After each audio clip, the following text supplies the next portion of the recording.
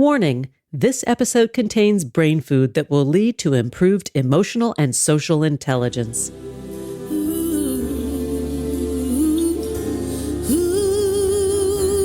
Thanks for tuning in to Harvesting Happiness today for a healthy serving of consciously prepared brain food. This is Lisa Cypers-Kamen, your host. For more than 13 years, I've been handcrafting these sound ideas for better well-being. Each week, I love spotlighting diverse thinkers and doers who are contemporary trendsetters and change agents, devoting their lives to creating a better world in which to live. I invite you to listen up and change the way you think about human happiness. Our award-winning content is fresh, optimistic, and purpose-driven media that promotes well-being from the inside out. Alrighty then, let's dive in. This episode offers psychosocial education designed to inspire and motivate our listeners. The information provided does not constitute a therapeutic relationship nor a substitute for professional mental health care. If you are experiencing a mental health crisis, call 911, go to your nearest emergency room, or for listeners in the United States, text 988 for the National Suicide and Crisis Lifeline. Good morning, good afternoon, and good evening, wherever you are. Thanks for joining me on today's show, where you will learn how to regret less and lead with clarity, creativity, and courage. My guest today is Bonnie Wan. She is the author of The Life Brief, a playbook for no regrets living. Bonnie is a partner and head of brand strategy at Goodby, Silverstein and Partners, one of Fast Company's 2021 most innovative companies in the world. As a career brand strategist, she has been celebrated as an Ad Age Leading Woman for 2023 and 2022's Chief Strategy Officer of the Year. She has spent the last 3 decades helping brand titans get clear about their essence so they can grow and innovate from that place of clarity and purpose.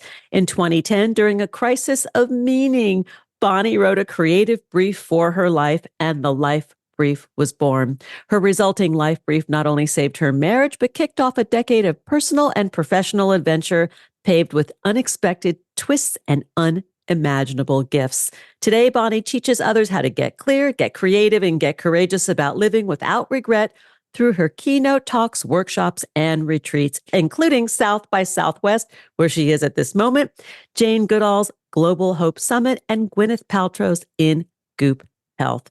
Bonnie, thanks for joining me today. That is a mouthful, but such a good one. Wow. And you did it all. Thank you. And you did it so beautifully, Lisa. Well, the words were there. So let's talk about this clarity business. You know, I think this is something that if we're thinking about our lives and where we want to go, getting clear is super, super important. So let's just start there. And your story about getting clear. Well, after 30 years of working with companies, I find clarity is the key to acting, activating, innovating, and creativity. When companies really understand what makes them distinct, meaning who they are, why they exist, the why is a big one, and where they want to go, that's where we stitch together, connect those dots, and we have a propeller or a platform, for real growth and innovation. I find now, having done the Life Brief for 14 years, it's the same for people. When we don't know where we want to go, we kind of become victim, or we start to find ourselves in the flow of someone else's story, living out somebody else's point of view about what a good life is all about. Let's talk about the Life Brief in its essence. I mean, really, is it a manifesto for the way we individually choose to live our lives? Talk a little bit about that.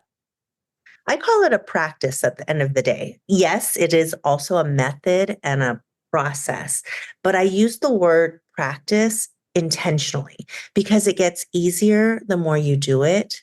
And it's a little awkward for a lot of people at the beginning, or it could be a little scary because we're out of practice with being in tune with ourselves. We live in an always on 24/7, culture of distraction. We're busy. We're all in busy traps. We're hustling harder, and we have to keep up because there's so much in our world around us. It's a fury of chaos, and it's hard to create the space to tune into ourselves and get deeper and peel back the onion and really understand what is our story versus the stories we've picked up, adopted, or inherited from other people. And so much of the life brief is inviting people to get in touch with themselves and their own essence and truth in small, bite-sized ways. This is not about take a 10-day vacation, go on a 7-day retreat. This is about in 5 or 10 minutes of a daily practice, how can you find your quiet, drop in, hear yourself, and practice allowing your naked honesty to come forward without judgment, without editing, without that harsh criticism that we can use on ourselves that usually come from other people's voices. And that practice gets stronger. And as that practice gets stronger, we start to understand more about what we want and who we are. And then we can get clear and put that into action. Talk a little bit about your own life brief. What catalyzed you to create it? Was Mhm. it in 2010? Yes. And I want to point out that that was my first life brief.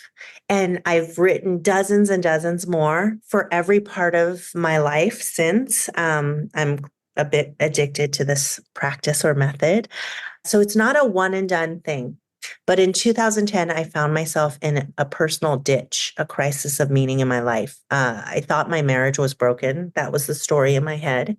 I had 3 young kids under the age of 5. I now have 4, so spoiler alert. Uh, but it was a crazy time. I was the sole breadwinner, the 24-hour restaurant, the primary housekeeper, and the cook. And I felt really bitter, exhausted, frustrated. My husband and I spent our time negotiating schedules, if not downright comparing notes, critical of each other, how we were doing things. It wasn't a really great time to speak about happiness, whatever is the opposite of happiness. That's what was Mhm. going on. And in my darkest hour, as my reaction, it was my last resort of sorts. I went to my reflex as a strategist, which was to collect the data. And I started writing and writing against the question, what do I really want? And it wasn't about what does my husband expect? What do my best friends think? What do my parents want for me? Or what do my kids need? It was what do I really want in this moment? And after a lot of messy scrawling and writing, a different story came out onto the page than the one I was carrying in my head, which was my marriage is broken. The problem was my husband. And what came out on the page was a deep longing for a different way to have a relationship with time. I could see I was longing for more meaningful time with my kids. And yes, surprisingly, with my husband. And dare I say, for myself as a woman, as a mother, we don't like to give ourselves, we don't think we can, that we're allowed to give ourselves time back to nurture and nourish, feed and fuel ourselves. And once that was evident on the page, my attention immediately redirected to how can I reframe my relationship with time instead of what is this terrifying path I'm headed on in separating from my marriage? Wow. I mean, that's a lot. I mean, that's a lot to be confronted with at the time. I put myself in your shoes with three small kids, and to be at that crossroads, I would imagine was very scary. It was scary. It was terrifying because my unbearable questions were, what if I can't hold this big life we've created? What if my husband, the person I'm with, isn't the right partner for me? What happens if that falls apart? So that was terrifying. The insight that came from the messiness of the writing, the allowance to be nakedly honest, immediately revealed something else. And I wouldn't have got there if I didn't empty my mind and my heart, I would say, onto the page. Because what I've learned since is that writing rearranges the furniture of our minds. When we put it down, it creates distance between us and these hot emotions. Our minds are also quite limited. They can only hold one or two stories at a time, and they tend to loop on repeat. So once I emptied my mind onto the page, it created a spaciousness for new ideas, new reflections, new questions, new stories.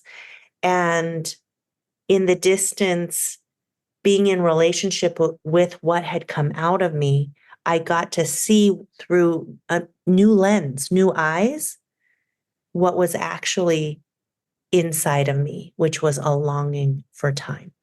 Oh. I want to give that a pause for a second, because I think that's something that is very relatable for many of us, about that longing for time and to reframe our relationship with time. Because Mm. time feels very compressed, right? And in the last 20 years, it feels like things have gotten just compressed even more. There's so much that goes on in a day, so much in a 24-hour cycle, that we cannot actually be in command of it. Yes, I think our time contracted in the pandemic. And I know this is a very white collar perspective. I think, I don't think this was the case for everyone. But if you if you do work that allows for remote work, it really messed with our relationship with time, because suddenly you had spaciousness when you went into an office, in between meetings. You had to get from the fifth floor down to the second floor, and you had to stop by the restroom in between or grab a cup of coffee. And you had this wonderful walking spaciousness that gave you reflection time, processing time, resetting time. Once we moved into the age of remote, it was click a button and you're out of a meeting, click a button, you're back in the meeting. And it really reset our expectations for how people use their time too. Suddenly our commutes became meeting times, our in between our lunches, our every meal, even our bathroom time was taken up with meetings. Yeah. And everything sped up a little bit more. And culture and technology obviously have sped up and continue to, and then everything around us geopolitically, the instability of the economy and everything, they all raise the stakes for what we need to deliver. And it really contracts our emotional spaciousness. Very well said. We're going to need to go to a break in a minute. But before we do, I want to just touch back on what you said about being a strategist and how you applied those skills that you used professionally to your own life. And I think this is something that we don't often think about. Like, we're professionals on the one hand, we have this personal life on the other hand, and those skills actually do cross pollinate if we're able to really tap into those strengths. Yes. As a strategist, I've watched how quickly a company can move into a new direction. We call it transformation. It's overused, but how they can pivot so quickly when there is clarity and dropping into the essence of who they are, connected to where they want to go. That reveals a really short, direct path forward that everyone is on board for. And it's similar for how we spend our lives. We can repeat the same patterns and habits, almost sleepwalk Yeah. through our lives, if we aren't reflecting on who are we and where do we want to go. Which reminds me of the definition of insanity, right? When you keep doing the same thing over and over again and hoping for a different result. Exactly. Let's take that pause. And when we come back, we will continue the conversation with my guest today, Bonnie Wan. She is the author of The Life Brief, a playbook for no regrets living. To learn more, please visit thelifebrief.com. And on Instagram, you can find Bonnie at Bonnie Wan Official. Here comes that pause. We'll be right back. Hey, before we break, here is a gentle summer self-care reminder. The sun is shining, the waves are calling, and it's time for fun in the sun. But sun, salt, and SPF can impact our hair health. Just like our skin, the condition of our hair reflects our overall health.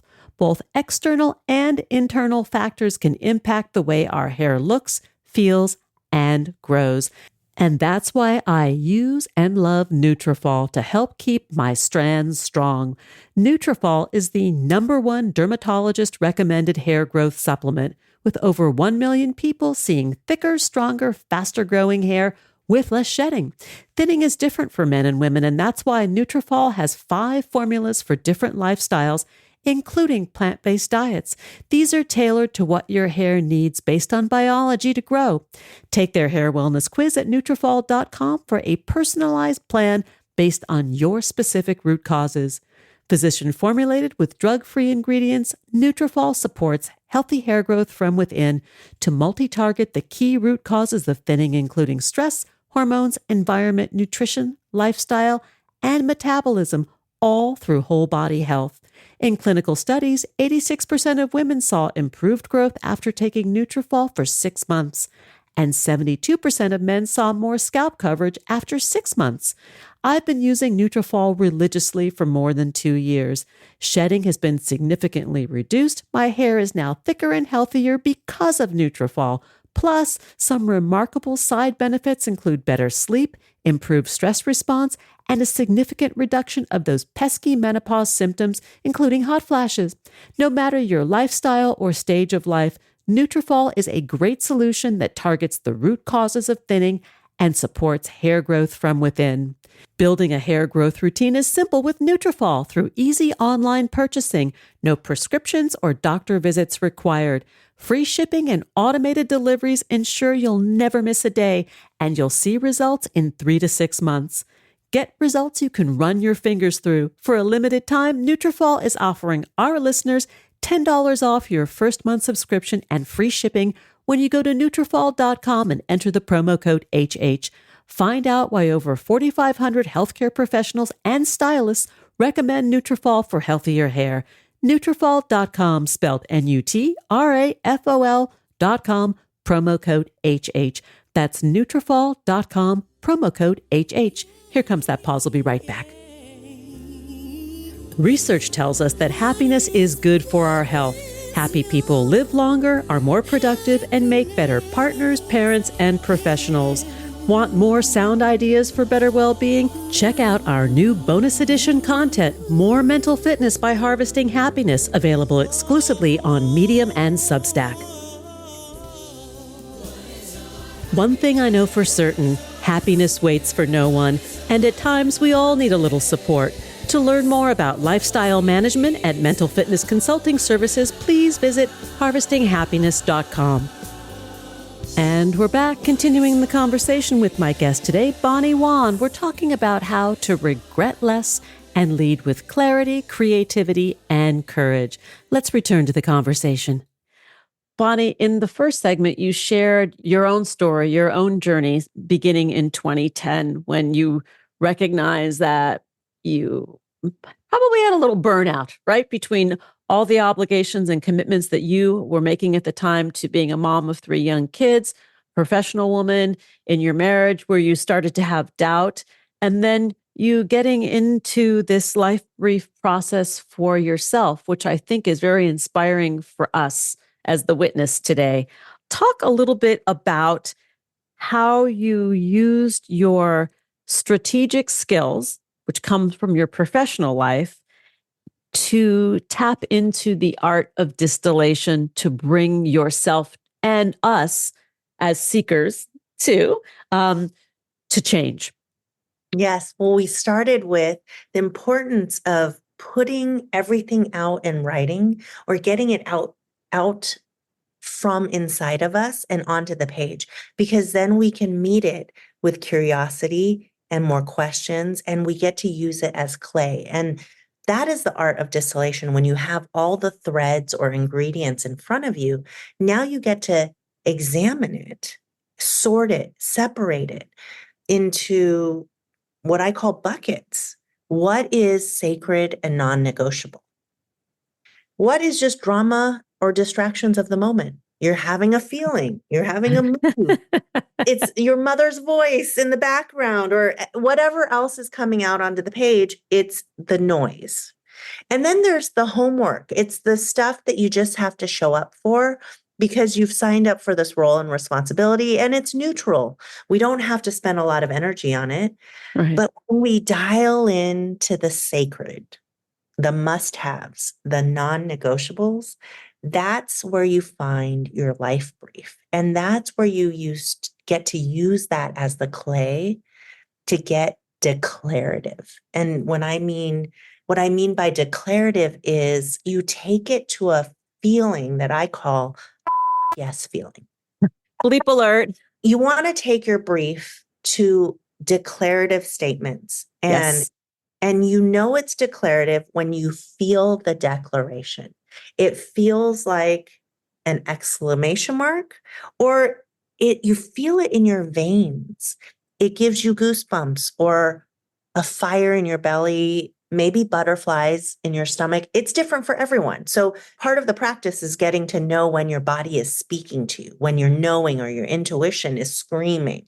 But getting that place is where we start to distill, and using your feeling, using your body as the signal to let you know when you've arrived. And my first life brief, that one, the burnout brief, as you called it, the name of that was Take Our Time. And that had two meanings to it. Take our time meant take back intention and control over how I was spending my time, but also it meant slow down. Yeah. Stop rushing. Stop saying yes to things I should be saying no to. Stop spreading myself so thin so that I was running on empty. And the brief under that, which were the 5 declarative statements, under Take Our Time, really expanded on what does it mean to take our time. And immediately when I shared it with my husband, he texted back, YES, all caps. And it was our first moment of alignment in probably a year and a half, and our first ray of hope that maybe we could pivot and create something new for our family. And you did, We did. which is amazing. And what's miraculous about this, you talked about the unexpected twists and unimaginable gifts. They showed up really quickly as soon as we got clear. Both of us, we just immediately started spending our slivers of free time. There wasn't a lot raising kids and doing the breadwinning and everything that goes with it. But in the slivers of time, we started spending it differently. Instead of doom scrolling the news or on social media, I was doing research about what other communities exist, what kind of schools were out there up and down the West Coast. My husband was doing his own little fascinations and research. And only 4 months later, a house in a community appeared in Portland, Oregon that fit so many of the parts of our brief. And it held the possibility that maybe what we were united in dreaming of could be real. And we jumped on it. Wow. A lot of fear came with that, but we held each other strong at different moments to help us cross those fears. And we signed a lease on a house, sight unseen, but we knew the neighborhood. And then I had to face the fear of quitting my job at the agency, Goodby Silverstein Partners, the same agency I work at now. And I said to the president, I love this place. It is my family. It's where I've grown up, but I have to put my real family first. And we're moving to Portland, Oregon. And one of those unexpected twists was he said, well, why don't you do your job from Portland, Oregon? And this was 10 years before the pandemic. Yeah. And we were able to create a life where I worked a 4-day week. I was based at home most of the time. We had a blended way of life, of co-parenting and co-leading this life. And my husband stepped back from his career and became the rounded lead parent, as we call it. And that was became a 6-year chapter. We went from the dark chapter to the golden chapter of our family life until the agency promoted me to partner and we moved back to California. Wow. Quite the journey. Mm, But it wouldn't have been possible, right? You and I had spoken during the break about Joseph Campbell and the hero's journey, right? Where you have landed would not have been possible without that dark night of the soul, without that epic journey that you went on to discover that, like the Wizard of Oz, right? That you're Dorothy, you have all those tools and resources to get where you needed to go without even leaving your situation. that is exactly right. I invite people now to lean into the Yeah. agitation, lean Yeah. into it because that's where the momentum is. That's where the insights are. That's where the good stuff is. And I like to say that the answers we seek lie in the questions we avoid. Mm. Yep. Yep. So don't be afraid to lean into it, to go into those places, because a life avoiding it means you're just going to keep on running down the paths that you might not feel good about, that you might be closing your eyes, hoping for the best, but knowing deep down it isn't the right thing for you. And when we lean into the agitation, invite the questions, approach it with curiosity, and face our fears, what is on the other side is quite brilliant. The word that comes to my mind as you're speaking, well, there are two words: artistic and crafting, right? Mm, That what you have done is to intentionally craft this life for yourself. You're sharing with us the steps so we can do it for ourselves. And I'm also hearing about this time thing, right? We cannot purchase time. We can purchase a lot of things, we can purchase supports, but we cannot buy back time. no, no. It is our greatest and becoming our scarcest asset, Yes. right? Yes. I work in advertising, and that's where I come out of. And we know that attention is scarce, and that's why so many companies compete for it. I Yeah. also get to work in a really creative field where no one takes no for an answer. And I work alongside the most incredible creative people who see alternate paths or alternate solutions to any given problem. Though in life, we are conditioned to think that there are only ever two choices: yes or no, this or that, stay or go.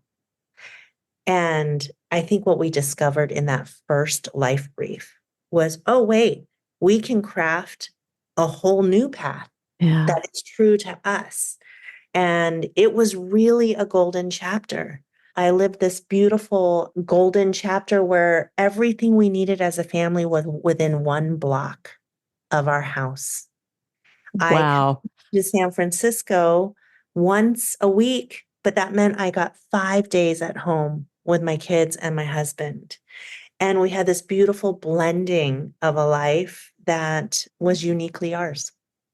But only because you were willing to take the risk and to turn your back on that life that you had once known because it was no longer satisfactory. So I think it's in that risk, that courageous step that changed everything.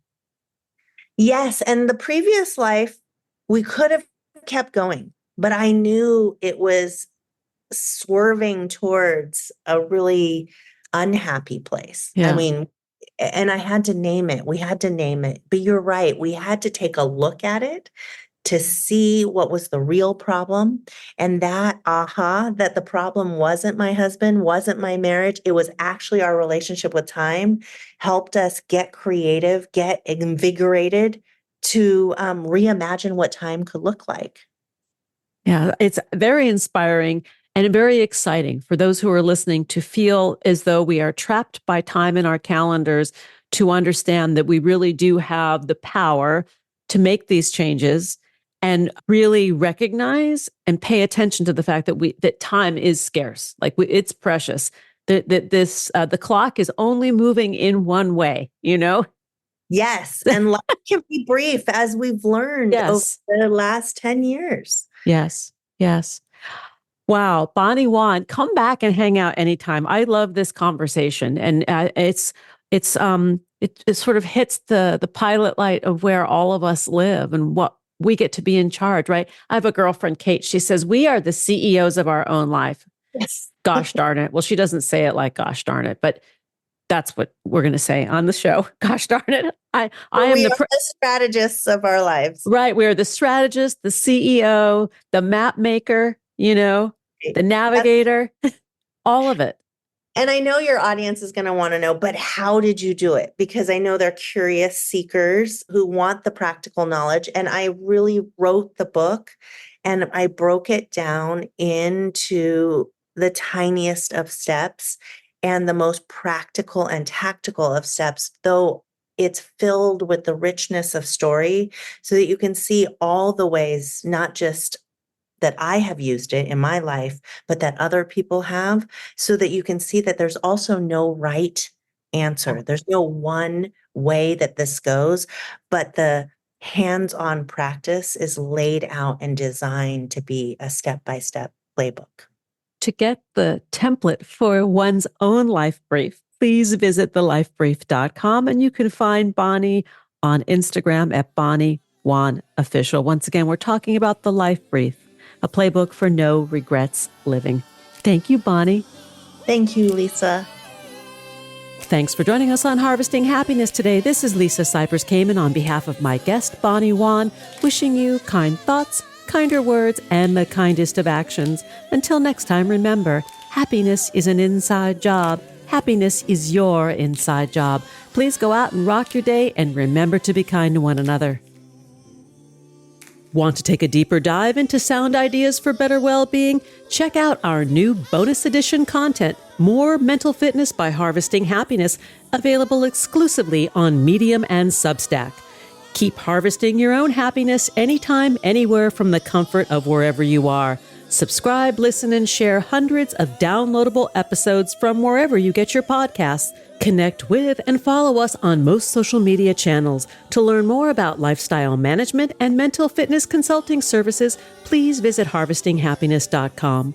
Harvesting Happiness and More Mental Fitness are produced by me, Lisa Cypers-Kamen, Andrea Mengele, Robin Boyd, Andrea Daly, and the awesome team at Podfly Productions, including Eric Begay, Kimberly Beck, and Alec Guess, in collaboration with TogiNet Radio, KBUU, RadioMalibu.net, and is available on PRX, the Public Radio Exchange.